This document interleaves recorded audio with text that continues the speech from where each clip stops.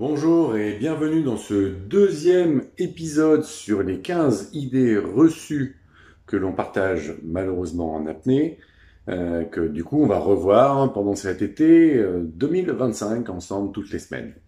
Donc la deuxième idée reçue qu'on va essayer de remettre en cause aujourd'hui, c'est l'envie de respirer, ça n'existe pas. Alors, on va d'abord parler de ce que c'est. Donc, c'est a priori une sensation qu'à un moment donné, pendant l'apnée, d'ailleurs assez rapidement, on ressent comme une forte oppression. Parfois, certains appellent ça une forme de suffocation. Ça peut aller même jusqu'à des spasmes, des contractions, des tensions musculaires qu'on peut ressentir. Et celles-ci sont essentiellement basées au niveau des poumons. Et on a décidé d'appeler ça l'envie de respirer.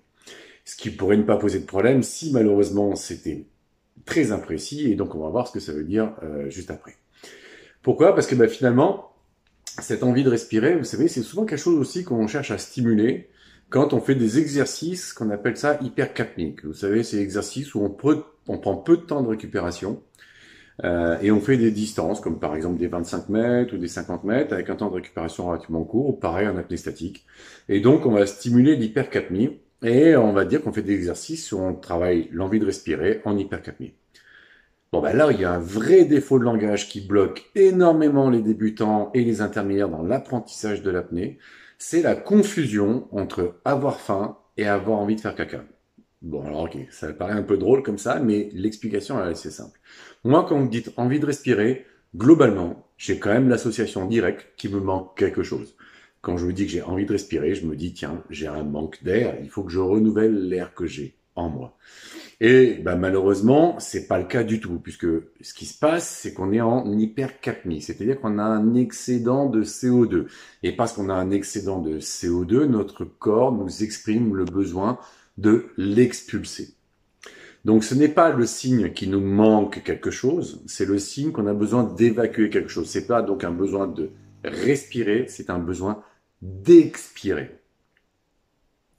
On pourrait s'en moquer et dire tiens, finalement on appelle ça pareil et on change rien. Sauf qu'il y en a un qui est clairement associé à l'idée de dire que si je vais plus loin dans cette sensation-là, je me rapproche très clairement peut-être d'une zone où je vais manquer de quelque chose et où potentiellement parlant, je peux m'exposer à du coup éventuellement une perte de connaissance. On verra plus tard en l'occurrence que c'est encore un autre sujet. D'ailleurs, je crois que c'est la semaine prochaine.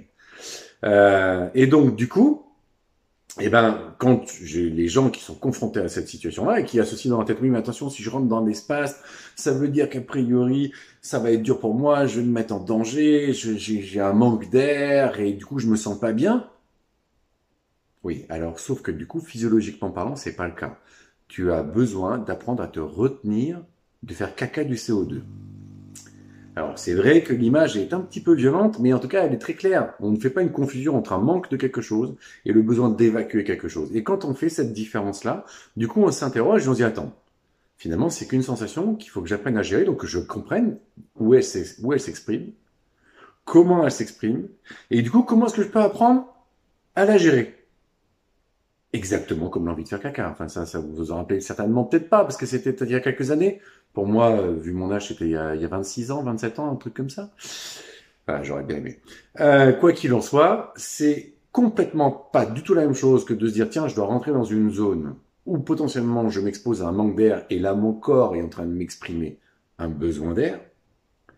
Et, attends, non, mon corps est en train de m'exprimer le fait que comme je me mets à courir, je sors de l'air. Là, je suis en apnée. Le corps il a l'habitude de sortir l'air. Et moi, je dis hop, hop, on s'arrête. On sort pas d'air. Et donc, on va devoir apprendre à gérer, à retenir ce besoin d'expulser de l'air. Ça ne veut pas dire qu'on n'aura pas d'autres indicateurs pour nous aiguiller. Est-ce qu'éventuellement, à un moment donné, on n'a pas un manque d'air? Allez, on va résumer ça comme ça. On verra ça plus tard dans d'autres chapitres.